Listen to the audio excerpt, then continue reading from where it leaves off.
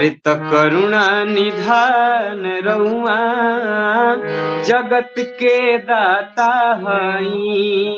श्री भगवान रउआ जगत के दाता हई।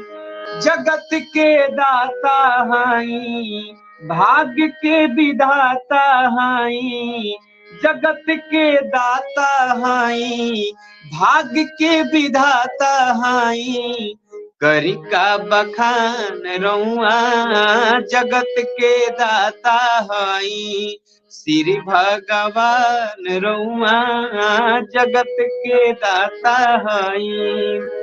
मति के फेर देनी, विपत्ति के टेर देनी।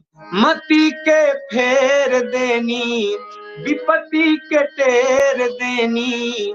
करी का बखान रउआ जगत के दाता हई। श्री भगवान रउआ जगत के दाता हई।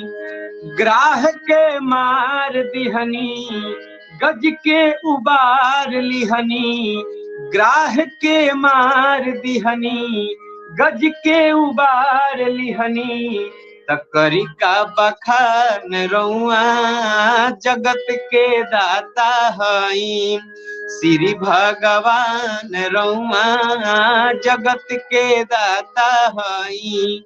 श्री भगवान रउआ जगत के दाता हई। बहुत सुंदर, बहुत बहुत बहुत सुंदर।